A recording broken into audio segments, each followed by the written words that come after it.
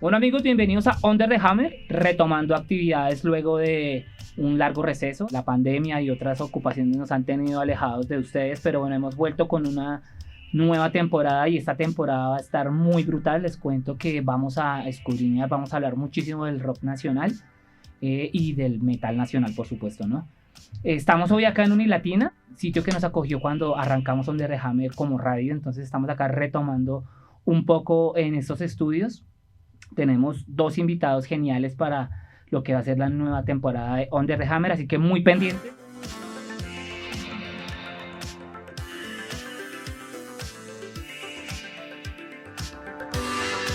Bueno amigos de Under the Hammer, como les veníamos diciendo, vamos a escudriñar un poco y hablar un poco de la historia del rock nacional y del metal nacional. Y para eso tenemos dos invitados hoy. Tenemos a Iván Sotomayor y al señor Mauricio Villamil. Dos personas que vivieron y sintieron todo este rock.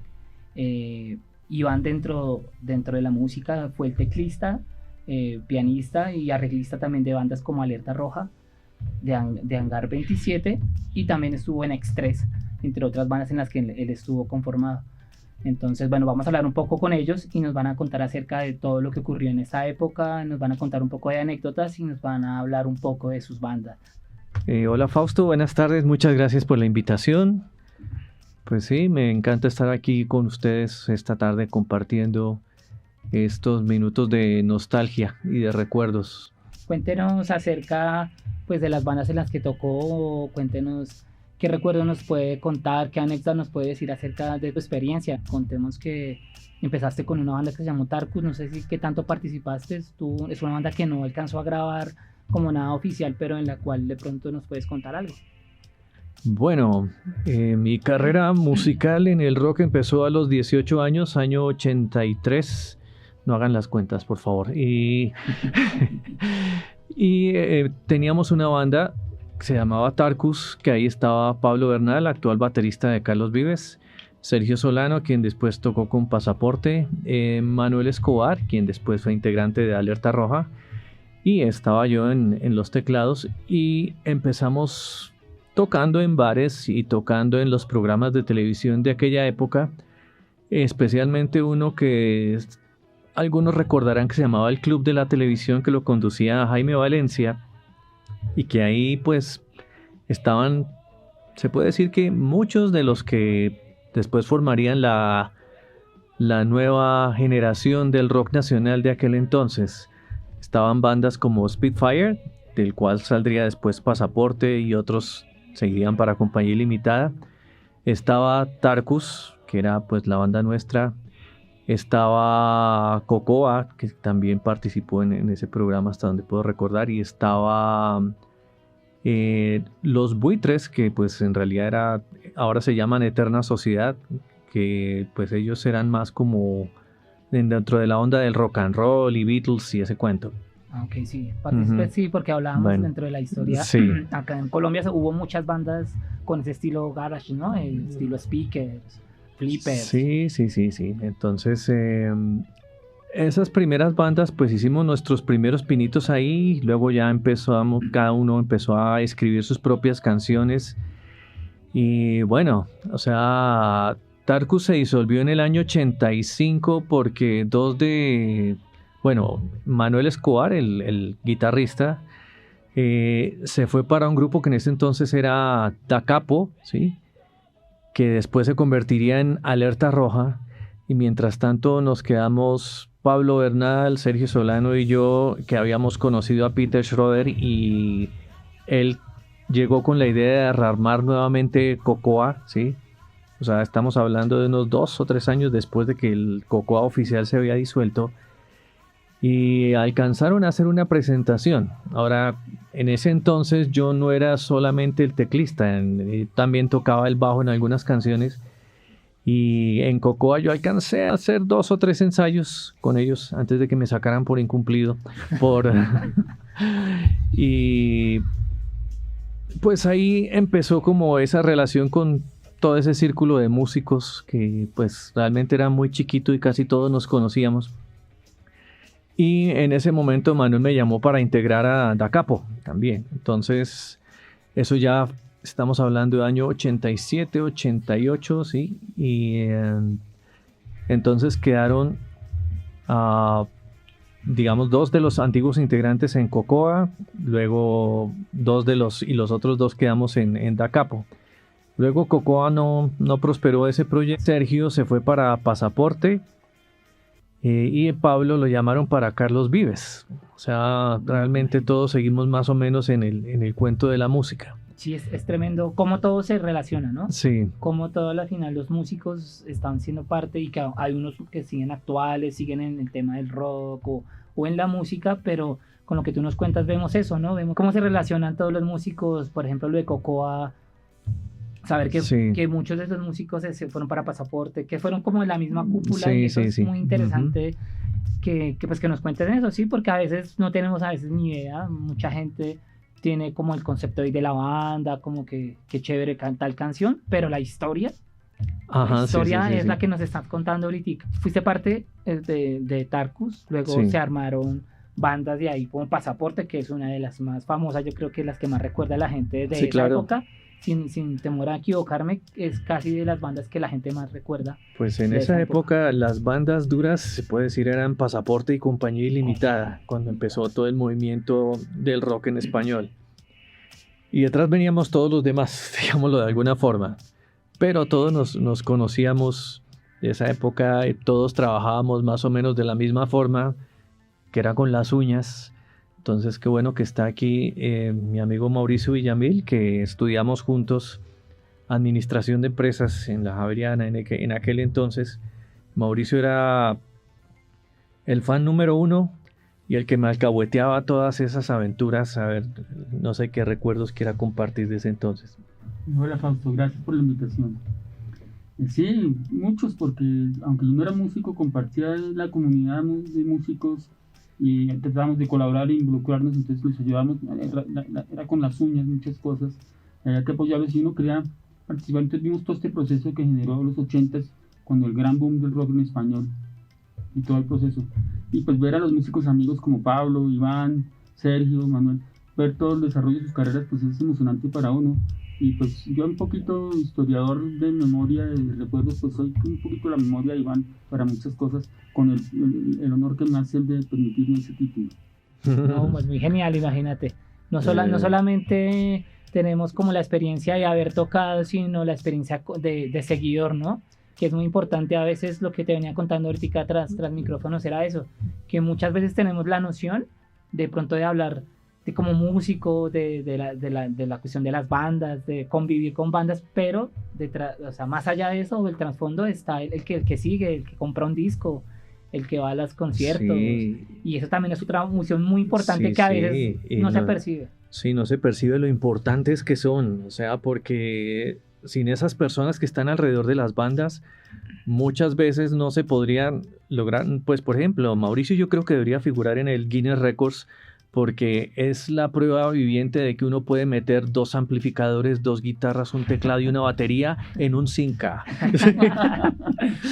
Y con uno o dos tambores era que poníamos en el techo amarrados. Sí, entonces Mauricio fue fundamental para mí por todos los favores que me hizo en ese momento. O sea, el apoyo logístico, pero sobre todo el apoyo moral. O sea, pues no solo a mí, sino a toda la banda. Y igual el círculo de amigos que teníamos alrededor, y que pues gracias a eso es que las bandas existen al fin de cuentas. Sí, total, sí. Y supongo que al igual que ahora, no sé cómo lo veas, que siempre ha habido esa dificultad, ¿no? O sea, hacer música, no sé si solo es en Colombia, pero bueno, la historia nos ha dado a entender de que es a nivel mundial, es, ¿no? Igual en todas partes, sí, es igual en todas partes. Lo de Clash o Rolling Stone, o todos tienen su historia. Si tú ves las historias de los Beatles, o sea, las personas que estaban alrededor de ellos fueron fundamentales de alguna manera en la evolución de la banda. Por ejemplo, el corte Beatle fue idea de la novia de Stuart Sutcliffe. ¿Cómo es que se llamaba ella? Astrid Kirchner. Uh-huh. O sea, Astrid Kirchner, un personaje aparentemente anónimo, alrededor de la banda, fue la que tuvo la idea del famoso corte Beatle, que eso influyó mucho Mucho, sí. en la imagen y es parte de la imagen que tenemos de ellos. O sea, los Beatles son, o sea, su música y también su imagen y el corte de pelo que tenían en ese momento, que era muy revolucionario, digamos, para ese momento, es parte importantísima de ese proceso. Claro, sí, y eso se Ujú. vio en Latinoamérica toda, ¿no? Desde la Patagonia hasta México, todas las Sí. bandas que se crearon en ese, se le llama garage, ¿no? Popularmente en ese estilo musical tenían, pues, para hacer una banda garage hay que tener el corte. Es que, sí, Incluso las bandas inglesas, todas Tenían el Sí. corte, como- Stones y- todas las del Mercy Sound de aquella entonces eran Claro, y ahora, y ya de pronto al ponerlo en nuestro contexto nacional, vemos eso, ¿no? Que también había como un lineamiento, ¿no? En los finales de los 80, comienzos de los 90, en hacer música, ¿no? Influenciado, pues yo creo, no sé si me equivoqué, pero yo creo que el rock argentino, ¿no? Tenía Tienes mucha toda la influencia. razón, sí. O sea, hasta ese momento, o hasta, hablemos de, sí, mediados de los 80s, pues la influencia venía mayormente de los países anglosajones, Inglaterra, Estados Unidos, y esas eran las bandas que nos servían de modelo, pero entonces está la barrera del idioma, que pues de alguna manera, pues aquí no, el inglés nunca ha sido muy extensivo y es como, pues de todas maneras algo ajeno a nuestra cultura. Cuando por primera vez vimos bandas de rock en español que sonaban al mismo nivel de los grupos legendarios americanos y británicos, ¿sí? Con Soda Stereo, porque Soda Stereo fue el que definitivamente nos marcó a muchos en esa época y pues todos los que vinieron detrás, Enanitos Verdes, Charly García, Prisioneros. Bueno, claro que Prisioneros son chilenos, pero sí, todo ese movimiento empezó con influencia del rock argentino, tienes toda la razón, eso fue definitivo. Sí, porque entrando en la historia uno ve mucho el sonido muy similar. Me gusta mucho a veces hablar de bandas latinas, hay bandas peruanas muy Soda Stereo. Sí. No sé cuál será la banda colombiana que suene más Soda Stereo, porque hay ese fenómeno en México también y en Uruguay hay bandas que suenan muy Soda Stereo. Yo diría que es Compañía Ilimitada. Yo también sí tienen como tratar de imitar ese sonido para, pues, digamos, comercialmente pegar, ¿no? Eso es algo que no es ajeno, pues, a la música. Sí, y que ellos compartieron escenario varias veces, o sea, yo creo que la influencia fue a todo nivel, o sea, si tú miras antes del año 86, creo que fue ese primer concierto de Compañía y Soda Stereo juntos, el look de Pillo Jaramillo después de ese concierto era como imitando al de Cerati, o sea, la influencia fue evidentísima y marcadísima. Y también en la música, ¿no? O sea, sí, mire, frente a eso hay algo que también pienso y que no sé si compartas. De pronto en el entorno nacional, lo que pegó, lo que siempre son las baladas, ¿no? Si hablamos de Compañía Ilimitada, baladas, o sea, ellos tienen un montón de cosas. Y es algo a lo que de pronto me parece muy, muy genial en el caso de tu otra banda, que también nos gustaría que nos compartieran mucho, que es de Hangar 27, una tremenda banda.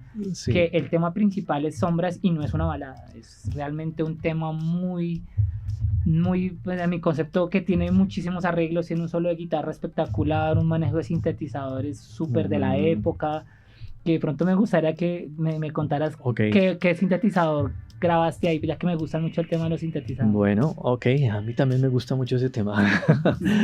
Y bueno, Sombras nació como, o sea, el arreglo inicial de Sombras nació de un jingle que no nos aprobaron. En aquel entonces yo estaba haciendo jingles con otro amigo y ese, no me acuerdo para qué fue, pero o sea, no lo aprobaron y yo dije, no, pero la idea del arreglo está muy buena para desperdiciarla. Entonces, a partir de la introducción de Sombras, empecé a desarrollar la canción que, pues como tú bien dijiste, gira alrededor de los teclados, ¿sí?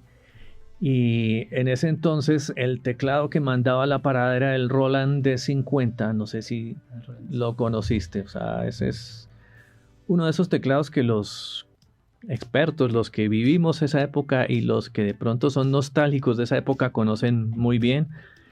Era un teclado que traía muchas cosas innovadoras en ese momento y en parte era ese sonido como envolvente que recordaba los teclados análogos de estilo Emerson, Lake and Palmer y Rick Wakeman de Sí, como muy- de los 70s. Entonces yo soy un poco nostálgico de esa época, por eso le metí. De hecho, yo edité los sonidos de Sombras hasta el punto de hacerlos lo más parecidos a eso que era como el sonido de mis ídolos, que eran Rick Wakeman, Más Hammond Keith y todo Emerson, sí. No, Hammond Ah, casi no, no pues, hay. El órgano Hammond sí, otra cosa. es muy icónico y legendario de esa época, pues con teclistas como John Lord de Purple, que pues Total. también otro de Tony mis ídolos, sí. ¿De quién? Tony Kaye de Yes. Tony Kaye de Yes. Entonces, sí, en ese entonces tenía mucha influencia de rock progresivo y Sombras muestra eso. Pero entonces, bueno, pero yo sabía que la canción por algún lado debía tener el gancho comercial, digámoslo así, o un tema con el que la gente se pudiera identificar fácilmente. Y por eso el tema de Sombras es realmente introspectivo y es algo con el que mucha gente se puede identificar fácilmente.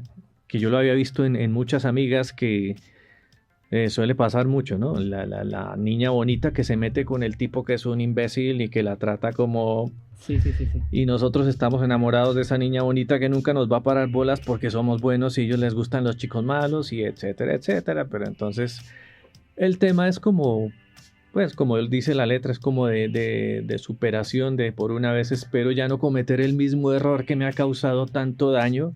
O sea, el primer verso de la canción es como una declaración de empoderamiento y también un consejo como que, o sea, no te dejes, tú vales, no tienes por qué dejarte Ya, superar sí, por las yo al circunstancias. escucharlo, cuando Sí. de pronto a veces uno escucha mucho la música, digamos, es un tema que se escuchó en la radio en esa Ujú. época, pero ya digamos, ya uno que crece ya de pronto le para más bolas a las letras. Sí, Yo lo asimilo mucho con el tema de la superación de la depresión sí, y tiene como, exactamente. Ujú. lo asimilo mucho con eso y me parece también muy, aparte de la musicalidad que tiene la letra, es eso, o sea, esa parte, ese contexto en sus líricas que la hace pues también un Sí, buen sí. tema que Ujú. a la fecha sigue siendo muy común y Sí. sin decirnos puede ser hasta más ahora, hay más depresión, más, Sí, o más sea, tormentos, ya la gente, pues, generación de describiéndolo en cristal. pocas palabras, Sombras es la descripción de una tusa. Que Bien. en medio de una tusa uno solo ve sombras a su alrededor, sombras que vuelven del pasado, porque el pasado suele atormentarnos a todos.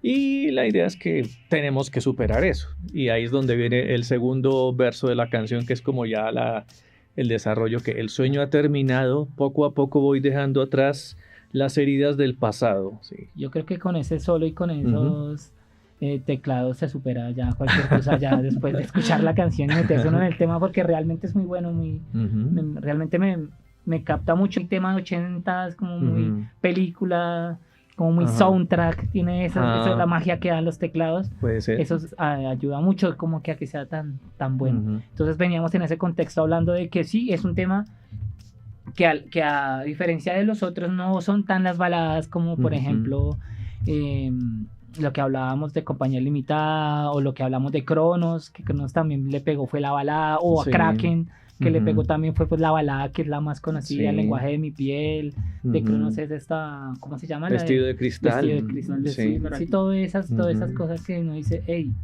son las baladas las que siempre han pegado, pero los Que yo no sé si clasificaría Vestido de Cristal como una balada. bueno, sí, porque es una letra demasiado surrealista, ¿no? O sea, parece más bien como, bueno, como esa mujer ideal, inalcanzable, su vestido de cristal, está como idealizando. Desafortunadamente Elkin no está con nosotros más para que nos cuente qué tenía en su cabeza en el momento que escribió la canción. Cuando estábamos grabando el disco de Hangar 27, Víctor García, que fue el que produjo el disco y él fue el que produjo todos los discos de Kraken también, nos decía que Elkin era un personaje bastante singular. O sea, tenía sus ideas locas y no sé si alguna vez hablaste con él. No tuve la oportunidad. Sí llegué a echarle la mano un par de veces, pero jamás tuve la oportunidad. Pero los que lo conocieron, sí también me contaban algo de como de su carácter. Sí, él era bastante, o sea, ¿cómo decirlo? O sea, las conversaciones de él siempre como que trascendían la trivialidad. Era demasiado, ¿cómo decirlo? O sea, parecía que viviera en otro planeta, o sea, como que en una dimensión más avanzada de la nuestra.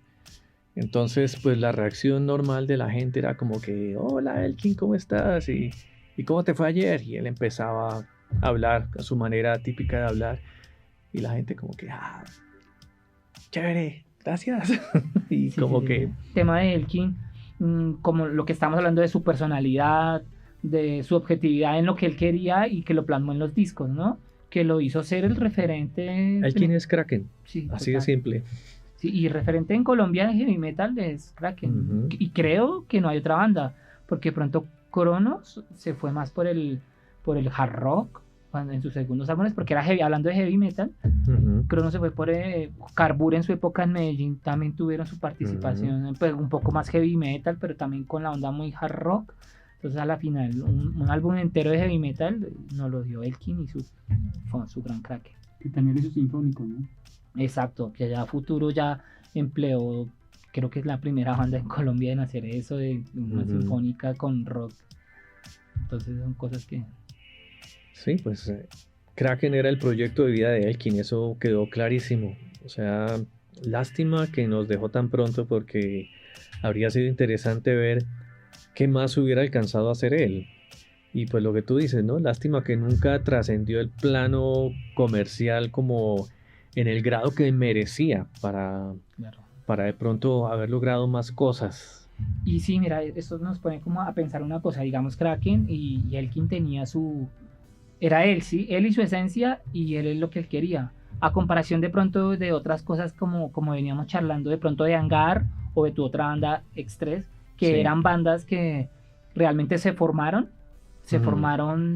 para hacer ciertas cosas, ¿sí? Entonces también sería muy interesante que nos contaras acerca de Sí, eso. bueno, el caso concreto de Hangar 27 fue una banda a la que literalmente se hizo un casting, o sea, había una idea de un empresario que quería tener su banda y inicialmente quería que le animaran sus fiestas en su, sí, en su finca, pero luego el proyecto empezó a volverse más ambicioso y entonces ya empezó a hacer como una selección de integrantes que se ajustaran no solamente a cierto perfil musical sino también a cierto perfil físico. Por eso digo un casting, o sea, necesitaban gente que ojalá menor de Sí. 30 años, ojalá con una imagen que se pudiera Sí, trabajar. todos bien perfiladitos para eso. Sí, exactamente.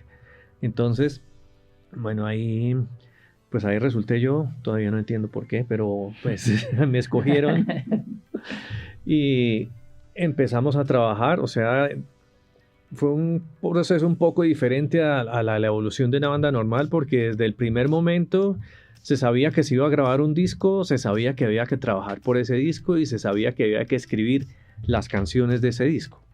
Entonces ahí fue donde surgieron Sombras, Cali Arena, fue Fugaz, o sea, pues todos los integrantes de la banda nos comprometimos 100% y de tiempo completo a sacar adelante el proyecto, incluyendo todos los compromisos que implicaba, pues por un lado, hacer las canciones, hacer los ensayos, hacer el montaje y preparar el show, propiamente dicho, como el show de la banda ya en escena.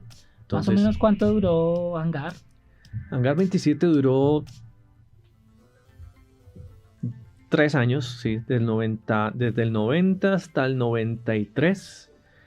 Y en ese tiempo pues alcanzamos a sacar el disco que todos conocen, el de Hangar 27, sí, que tiene ese, que incluye, creo que son 11 canciones. Sí, aquí tenemos, por cierto, esta edición, bueno mencionarlo, nuestros amigos, David Reina sacó con su sello Living Metal, editó este disco y editó también el de Alerta Roja para quienes estén interesados, también nos pueden contactar o contactar a David o contactar con Iván también para adquirirlo. Es un tremendo trabajo porque pues al igual que nosotros nos gusta rescatar las cosas y pues eso tiene un gran mérito, ¿no? Poder rescatar estas cositas. Entonces sí, lo que nos dice, mira, tiene 12 canciones y tiene 2 bonus track, tiene Sombras en vivo y Midley en vivo, es como que, no sé, es un Eso cuando tocamos en el concierto de conciertos en el año 91, o sea, como las canciones del grupo todavía no eran tan conocidas, aparte de Sombras, alguien sugirió como que bueno, y quisiera que si le hacemos un homenaje a los grandes del rock, incluyendo 2 o 3 canciones, covers, que fueran bien conocidas, y ahí metimos, creo que es Rock and Roll de Led Zeppelin, una canción de Purple, no estoy muy seguro si es Highway Star o es otra, y no me acuerdo cuál es la otra, pero sí, por eso dice que medley rock, de pronto. Sí, dice medley, sí, okay. Es un intermedio en vivo. Sí, y pues hubo buena respuesta del público cuando tocamos eso. Me acuerdo el susto parándonos ahí en el estadio, que tuvimos que abrir ante 50,000 personas con una prueba de sonido. Sí, segundo, ese fue el segundo. Sí, de ese también nos encantaría documentar un poco, y chévere que nos hables un poco de eso, ¿no? Eso fue el evento, pues, el que... Sí, ese fue puso la cumbre, y el que puso las bandas, y el que ahí, los que estaban ahí, mejor dicho, eran. Sí, bueno, el primer concierto de conciertos del año 88, que pues todo el mundo lo recuerda, o bueno, los que estuvimos en aquel entonces lo recordamos, y pues fue como la evolución definitiva de Colombia como escenario para grandes eventos, porque o sea, hasta ese momento nadie pensaba que un concierto de rock pudiera ser multitudinario, y el concierto de conciertos del año 88 fue lo que lo demostró, o sea, que podíamos estar al mismo nivel de los grandes escenarios del mundo. Y pues nosotros tuvimos la suerte de estar en el segundo, que fue en septiembre del año 91, y ahí compartimos tarima con Compañía Ilimitada, con Soda Stereo, Miguel Mateos, Ario Speedwagon. Pasaporte estuvo en el primero, no estuvo en el segundo. Pero yo tengo un recuerdo del segundo concierto, cuando nos bajamos del escenario. Compañía Ilimitada venía después de nosotros.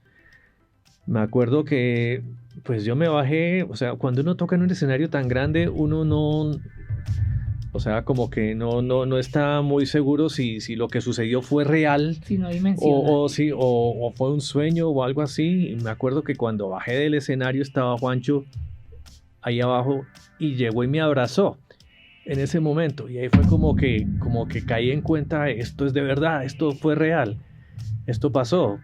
Y que pues en un escenario tan grande tener 50,000 personas ahí enfrente, que uno de pronto no alcanza a asimilar que uno, lo quiera o no, está haciendo historia, para bien o para mal. Si la presentación salió bien, todos lo van a recordar. Si sale mal, todos lo van a recordar. Sí. Entonces, sí, ese fue un momento definitivo en la historia del grupo, y en mi experiencia como músico, que pues... Claro. Claro, si creo que llegar a ese margen, eso debe ser una cumbre muy tenaz en la carrera de cualquiera, llegar a tocar para tantas personas, y en una época donde se consumía rock nacional. Sí. Era una época donde realmente sí se prensaban los discos, porque no es como ahora que se prensan así como más fácil. Sí. Antes era más complicado que un sello disquero se fijara en una banda de rock, que siempre se ha visto el rock como lo que no es, y entonces, claro, me imagino la experiencia que también vivían las personas. Cuéntenos, don Mauricio, usted como espectador, ¿qué vivió ahí? Pues era muy emotivo, porque era ver en un escenario multinacional a las bandas colombianas, que uno no estaba acostumbrado a ver a las bandas colombianas, que veían los sajones o los argentinos o chilenos, pero ver a los colombianos ahí era emocionante, ver a Compañía Limitada, ver a Gar 27, a ese nivel pues era emocionante, era como sentir que nuestros compañeros eran ídolos, al igual que los colombianos podíamos estar al nivel de cualquier otro país. Claro, yo creo que eso es lo que marcó esos conciertos, ¿no? Saber que sí había un estándar que se podía cumplir, y que la gente podía asistir a un concierto de esos con toda seguridad. Que las bandas, por ejemplo, traer arreglos, pues bueno, o sea, imagínate.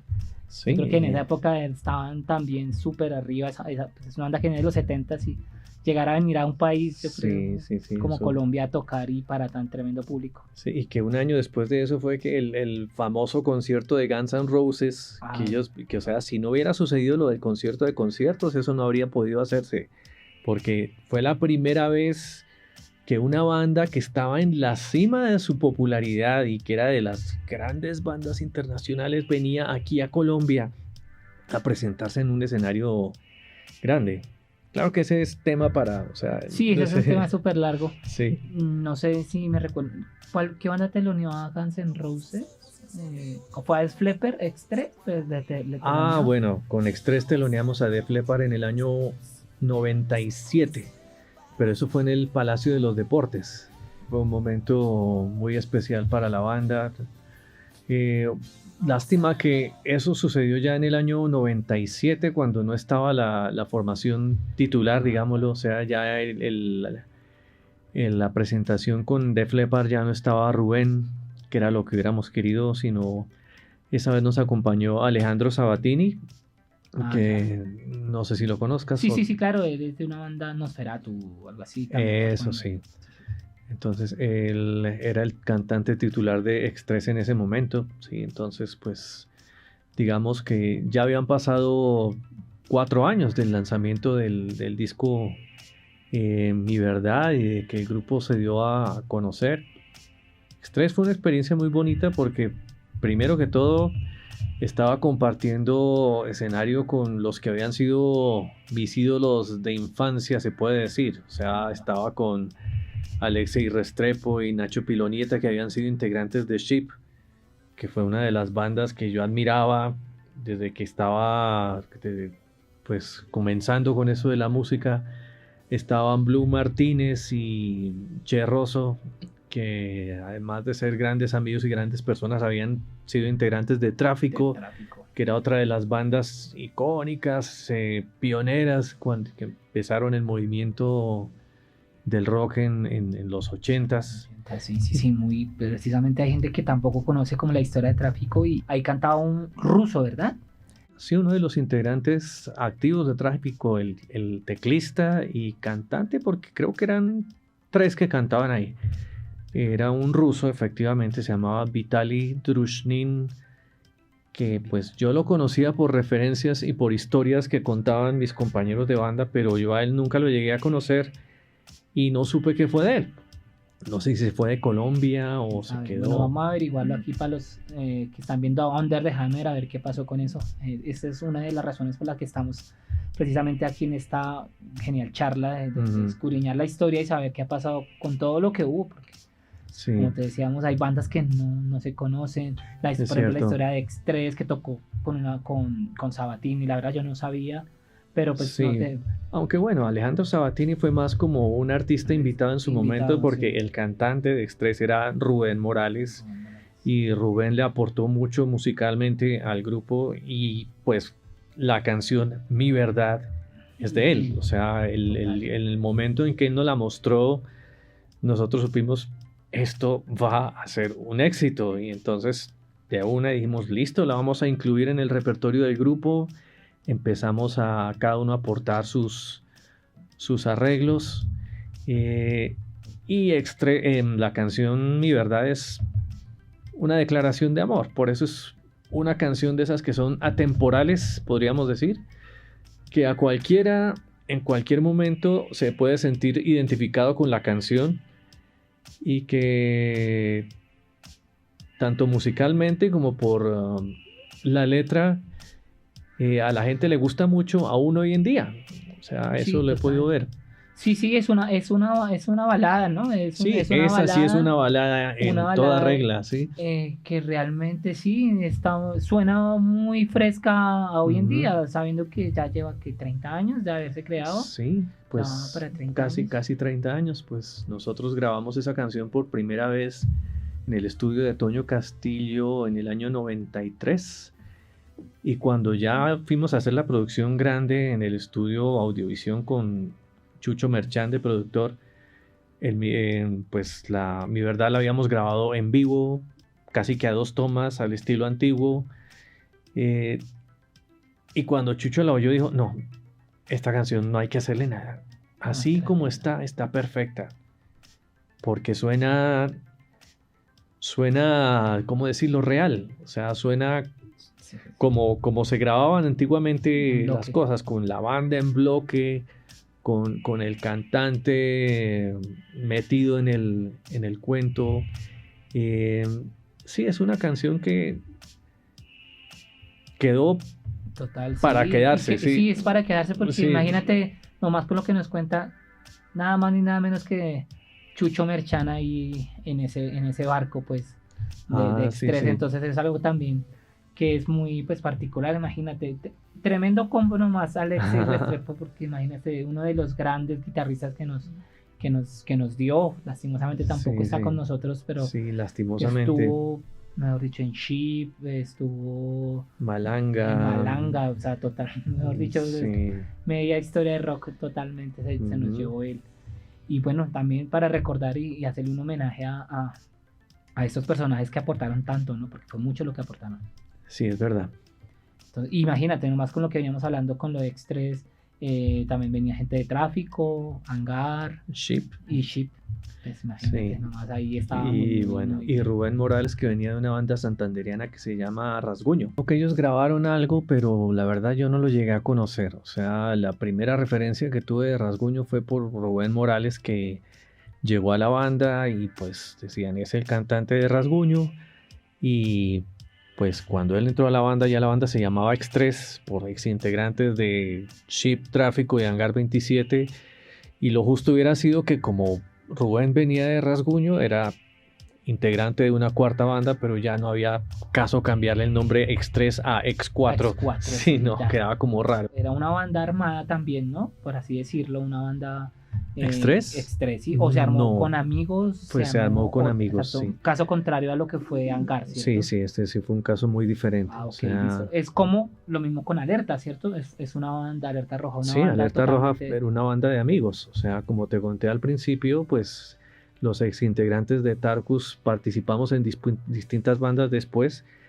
Y Manuel se unió con el bajista Iván Correa y con el baterista Filippo Agostino para formar la banda Da Capo, que ellos inicialmente tocaban con un teclista famoso, se llama Orlando Sandoval, no sé si lo conoces. No lo tengo referenciado. En el campo del jazz, es ok. que él era más jazzista. Y de pronto por eso mismo decidieron llamarme a mí. O sea, como que necesitamos un teclista, como que...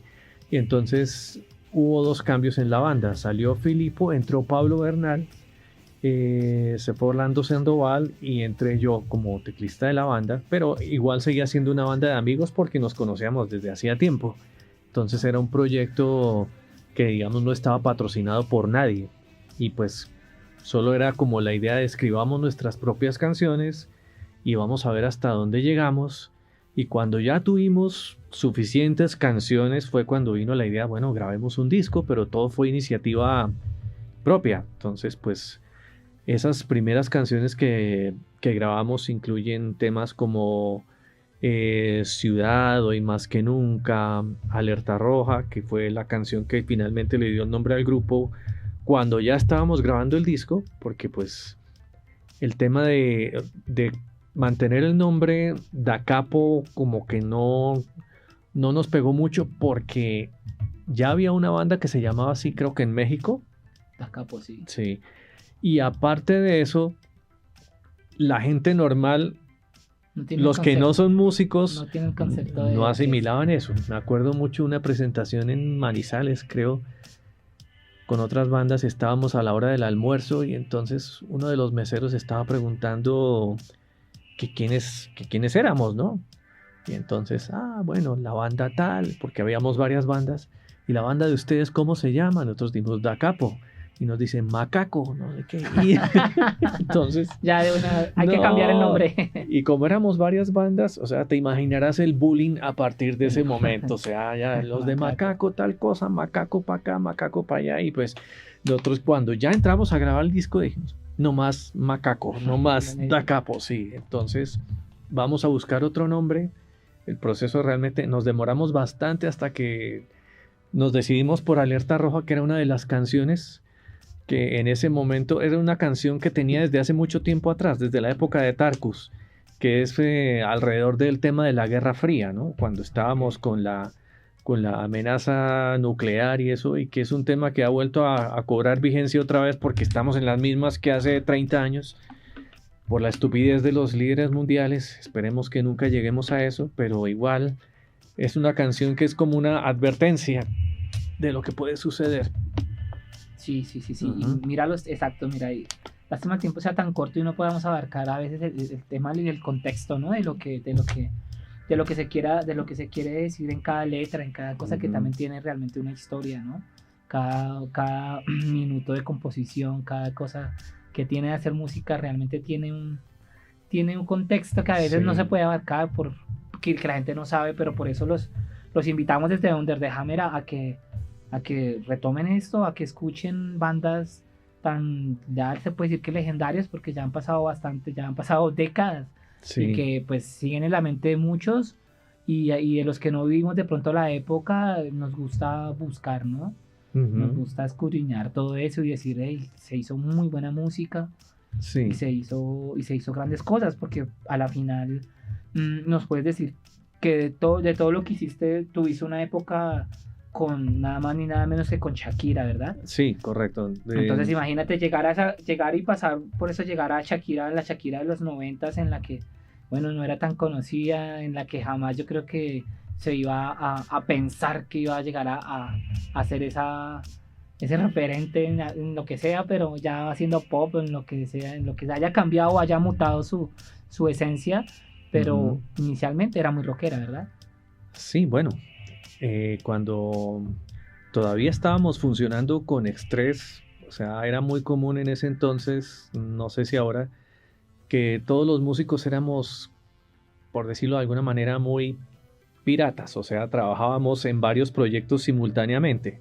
O sea, sin dejar de lado Express, otro amigo que trabajó conmigo en Hangar 27 me llamó que había conocido a Kenneth Sifken, que era en ese momento el manager de Shakira, y estaba tratando de armar la primera banda, porque ella hasta ese momento solo había salido con pistas en televisión. Si alguien tiene memoria de los reinados de Cartagena, año 91, 92, Shakira salió cantando con pista y con un vestido que no le favoreció mucho. Y la verdad, o sea, ella quería huir de esa imagen, entonces parte de esa idea era como tener una banda. Entonces fuimos la primera banda que ella tuvo. eh, en ese entonces ella tenía creo que 15 o 16 años, estaba muy Bastante jovencita, sí. jovencita. Pero desde el principio, desde la primera vez que hablé con ella, vi que era una persona muy madura, muy inteligente, muy talentosa y que se tomaba a sí misma muy en serio, que eso es algo raro de encontrar en alguien de esa edad, o aún en artistas mayores que ella, pero que ven la música como algo no muy. Sí, sí, más Sí, pasajero, sí, superfluo. exactamente, sí, no, sobre todo en esa época existía la tendencia a no tomar muy en serio una carrera musical, pero ella sí se lo tomaba muy en serio desde sus 14 años, que creo que fue la edad en que grabó su primer disco. Y esos primeros dos discos de ella, tú lo ves, era una colcha de retazos donde había baladas, había canciones latinas, había pop, había rock, y ella quería como que no, ya quiero definir una identidad y quiero que sea una identidad más rockera, que eso iba incluso en contravía con los deseos de su casa disquera Sony Music, porque en esa época estaba muy de moda el tropipop, no sé si se acuerdan Sí, de sí, eso, sí, sí, sí. sí, sí, sí. Y entonces ella quería, y fue un acierto hacerlo así, porque lo del tropipop finalmente fue una moda pasajera. Sí, salió rapidito. Exactamente, mientras que ella como artista en el rock y el pop finalmente logró consolidar una identidad que ya pues al día de hoy es uno de los grandes íconos mundiales, y pues yo tengo el orgullo de haber participado de ese proceso, de haber tocado con ella en sus inicios. Y estamos hablando de Pies Descalzos, ¿verdad? Así como de esa Sí, época, ¿no? exactamente. Antes, porque ahí De fue hecho, donde ya arrancó su carrera y sí, toda la Pies cosa. Descalzos marcó la diferencia con los otros Con los dos. otros dos discos, sí. Ujú. El Magia y el otro. Sí, Peligro. total. Ujú. No, pues sí, mira, en lo que lleva la música, ¿no? Es una Sí, carrera muy, muy grande, mejor dicho. nos quedamos yo creo que cortos con esta entrevista, con esta charla, como lo quieran llamar. Y pues nada, desde Under the Hammer pues muy muy contentos, no sé con qué frase te gustaría despedir este programa, este podcast, qué, qué consejo daría a la gente que está empezando o qué nos quieres transmitir en este momento. Bueno, yo Para finalizar. al principio del programa te dije que gracias a personas como tú hay esperanza de que todo ese legado cultural que representa el rock de los ochentas no se pierda y que las nuevas generaciones conozcan esa música y conozcan algo de quienes participamos en ese movimiento. Entonces, pues mis palabras son de gratitud para ti por estar haciendo lo que haces y que siga adelante y que ojalá muy pronto podamos hacer lo que dijimos de pronto un evento que reúna Claro. a todos estos dinosaurios, o sea que...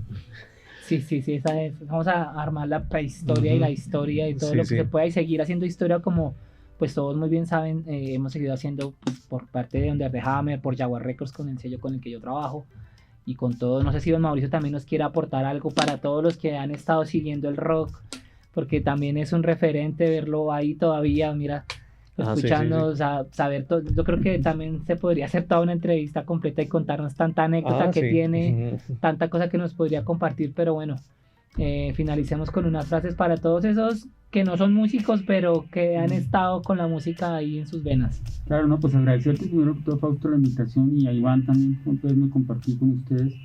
Y la invitación es seguir creyendo la música. La música es nuestra máquina del tiempo, sí, no, es atemporal y siempre vamos a vivir. En la medida que pasen los años, viviremos con la música.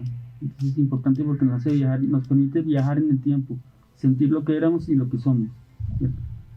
Bueno, tremendas palabras. Así que con esto finalizamos Under the Hammer, no sin antes, pues también es de mi parte agradecerles el tiempo, la disposición. Sé que pues a veces es difícil sacar tiempo y mucho menos para cosas que no son lucrativas, sino que nos apasionan, ¿no? Entonces, Ujú. de mi parte y de parte también de nuestro productor aquí, Diego Roballo, que está súper pendiente de todo lo que es para que salgamos en una óptima calidad, pues de parte de nosotros de Under the Hammer, les queremos también agradecer y a los que están escuchando, los que nos están viendo pronto en el programa, nada, que sigan creyendo en eso también, igual que nosotros, y nos vemos en una próxima. Tenemos grandes cosas para presentarles. Esto es un abrebocas de lo que va a ser, de lo que vamos a trabajar ahora en Under the Hammer. Entonces, bienvenidos a esta nueva temporada y esperamos que les haya gustado mucho, que tengan un excelente día, tarde, noche, a las horas que nos estén viendo y bueno, que viva el rock and roll siempre. Poco.